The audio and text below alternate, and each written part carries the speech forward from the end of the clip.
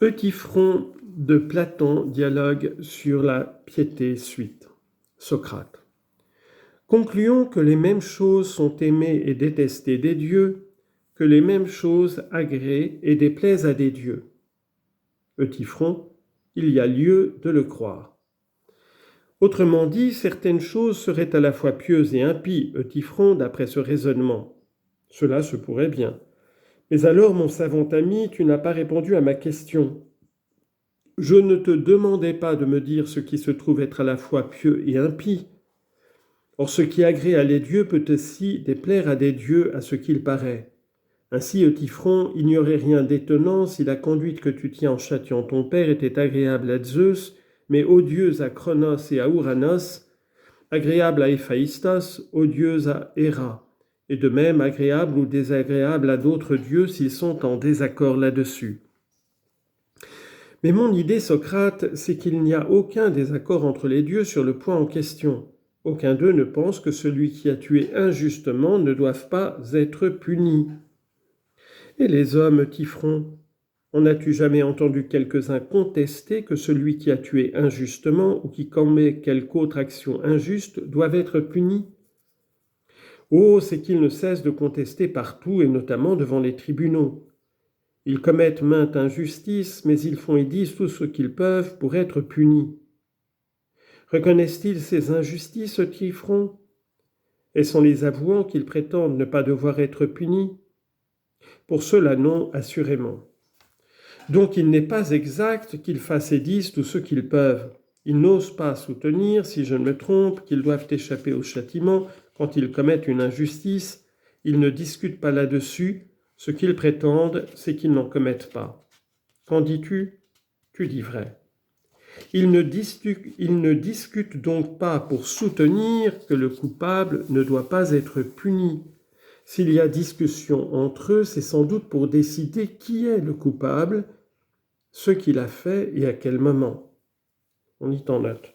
Platon ne tient pas compte du cas pourtant fréquent où un accusé, tout en se reconnaissant coupable, cherche à se disculper en invoquant des circonstances atténuantes. Il lui suffit de considérer ce qui arrive le plus souvent. Fin de note. C'est la vérité. Eh bien, il en est de même des dieux si vraiment ils se querellent à propos du juste et de l'injuste, comme tu le dis. Les uns prétendent que les autres leur font du tort, cela le nie. Car vois-tu, savant ami, il n'est personne, ni Dieu, ni homme, qui ose soutenir que l'injustice ne doit pas être punie. En effet, ce que tu dis là est vrai, Socrate, du moins en gros. C'est donc sur chaque fait en particulier que l'on discute lorsqu'on discute, homme ou Dieu, si vraiment les dieux aussi discutent. On diffère d'opinion sur un acte, les uns soutiennent qu'il est juste, les autres qu'il est injuste. N'en est-il pas ainsi ? Parfaitement. Alors, mon cher Eutyphron, enseigne-moi donc à moi, aussi pour mon instruction, quelle raison te fait croire que tous les dieux regardent comme injuste la mort de ton homme, un mercenaire qui avait commis un meurtre, et qui, chargé de liens par le maître de la victime, a succombé parce qu'il était lié, avant que celui qui l'avait lié eût pu savoir des exégètes ce qu'il devait faire de lui. Fais-moi voir que pour un tel homme, il est bien à un fils de poursuivre son père, de lui intenter une action capitale. Voyons, essaie de me prouver ceci. Clairement, que sans nul doute, tous les dieux s'accordent à considérer cet acte comme juste. Si tu m'en donnes une preuve concluante, je ne cesserai jamais de vanter ta science. Te le prouver, Socrate, ce n'est peut-être pas l'affaire d'un instant.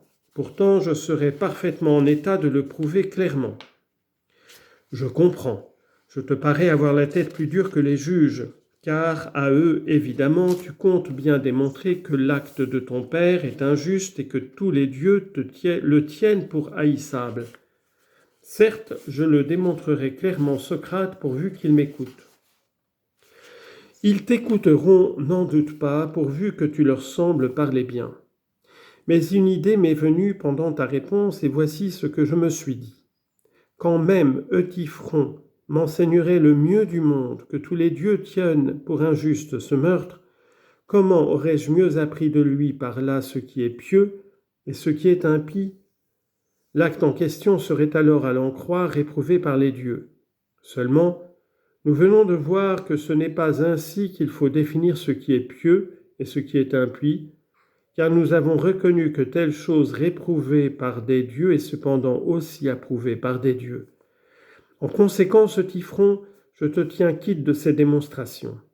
Admettons, si tu le veux, que tous les dieux regardent cet acte comme injuste et le réprouvent. Mais si nous rectifions ainsi notre proposition, et si nous disons que ce qui est réprouvé de tous les dieux est impie, que ce qui est approuvé de tous est pieux, enfin que ce qui est approuvé des uns, réprouvé des autres, n'est ni l'un ni l'autre, ou bien est à la fois pieux et impie, est-ce là, selon toi, une définition de ces deux idées que nous devions adopter? Pourquoi pas, Socrate? Oh, moi, je ne m'y oppose pas, mais toi, considère bien, car c'est ton affaire. Si en admettant cela, tu pourras m'enseigner aisément ce que tu m'as promis. Mais oui, j'affirmerai volontiers, moi, que l'action pieuse est celle qui est approuvée de tous les dieux, tandis qu'au contraire, ce qui est réprouvé de tous est impie. Tu l'affirmes, Tifron, mais ne devons-nous pas examiner maintenant si tu l'affirmes avec raison?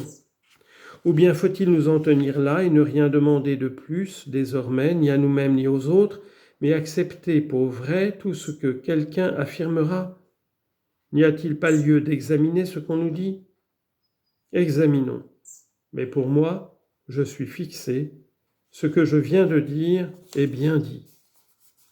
Un moment, mon ami, nous allons le savoir plus sûrement. Réfléchis. Ce qui est pieux est-il approuvé des dieux comme étant pieux, ou bien cela est-il pieux parce que les dieux l'approuvent? Je ne sais pas ce que tu veux dire, Socrate. Je vais donc essayer de m'expliquer plus clairement. Distinguons-nous ce qui est porté et ce qui porte, ce qui est conduit et ce qui est conduit, ce qui est vu et ce qui voit, et comprends-tu que toutes les choses qu'on distingue ainsi sont différentes les unes des autres? Ne vois-tu pas en quoi? Oui, vraiment, je crois le voir. De même, ce qui est aimé est une chose, ce qui aime en est une autre, assurément. Dis-moi maintenant, ce qui est porté l'est-il parce qu'on le porte ou pour quelque autre raison? Non, certes, c'est bien pour celle-là. Et de même, ce qui est conduit l'est parce qu'on le conduit, et ce qui est vu parce qu'on le voit? Évidemment. Ce n'est donc pas parce qu'une chose est vue qu'on la voit, tout au contraire, c'est parce qu'on la voit qu'elle est vue. Ce n'est pas parce qu'elle est conduite qu'on la conduit, mais c'est parce qu'on la conduit qu'elle est conduite. Ce n'est pas parce qu'elle est portée qu'on la porte, mais elle est portée parce qu'on la porte. Ne vois-tu pas bien maintenant ce que je veux dire, Tifron? Le voici. Lorsqu'un effet est produit et qu'une action s'exerce, ce n'est pas l'effet produit qui est cause de l'action, c'est l'action qui est cause de l'effet.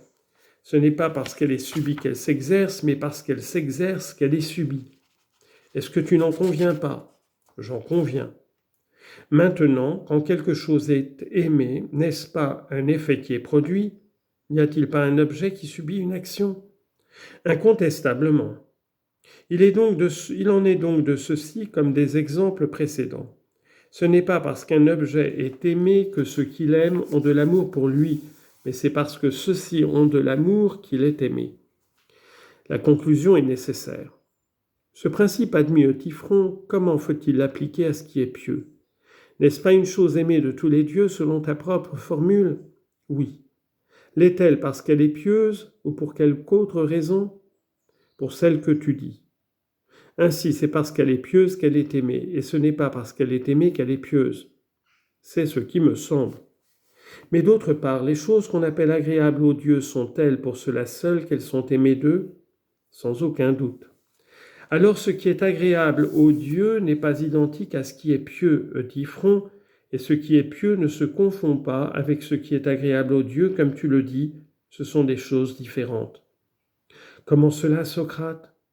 Pour cette raison que ce qui est pieux est aimé à cause de sa nature propre, nous venons d'en convenir, et n'est pas pieux parce qu'on l'aime, n'est-il pas vrai? C'est vrai. Tandis qu'une chose aimée des dieux est aimée tout simplement parce qu'ils l'aiment, et ce n'est pas sa nature qui est en cause. Tu as raison. Supposons qu'au contraire, chose aimée des dieux et chose pieuse ne fassent qu'un, mon cher Tifron, En ce cas, si la chose pieuse était aimée pour son caractère propre, la chose aimée des dieux le serait aussi pour son caractère propre. Et d'autre part, si la chose aimée des dieux l'était parce qu'elle est aimée, la chose pieuse serait pieuse parce qu'elle serait aimée. Or tu vois qu'il en est tout autrement parce que les deux choses sont absolument différentes. L'une n'est objet d'amour que parce qu'on l'aime. L'autre l'est parce que sa nature veut qu'elle le soit. De telle sorte, Euthyphron, qu'étant prié par moi de définir ce qui est pieux, il semble bien que tu ne veuilles pas m'en révéler la vraie nature, et que tu t'en tiennes à un simple accident, à savoir qu'il arrive à ce qui est pieux d'être aimé par tous les dieux. Quant à l'essence même de la chose, tu n'en as rien dit jusqu'ici. Cesse donc, si tu le veux bien, de dissimuler, et revenant au point de départ, dis-moi en quoi consiste proprement ce qui est pieux, sans plus rechercher si cela est aimé des dieux ou susceptible de quelque autre modalité. Ce n'est pas là-dessus que nous discuterons. Applique-toi seulement à me faire comprendre la nature propre de ce qui est pieux et de ce qui est impie.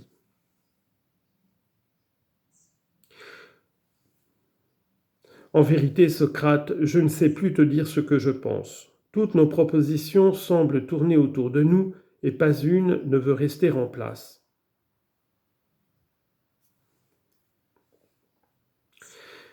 C'est-à-dire, Euthyphron, que tes affirmations semblent être autant d'œuvres de Dédale, notre ancêtre. On y t'en note. Socrate, fils d'un marbrier, se dit descendant de Dédale, ancêtre des sculpteurs, qui faisaient, dit-on, des statues douées du mouvement. Fin de note. Si elles étaient miennes et si moi je les avais mises sur pied, tu aurais pu dire en te moquant qu'étant de sa lignée, les effigies que je fabrique en parole doivent s'enfuir sans vouloir rester là où on les place. Mais comme les hypothèses sont de toi, il nous faut chercher une autre plaisanterie, car le fait est qu'elles ne veulent pas rester en place, tu le reconnais toi-même.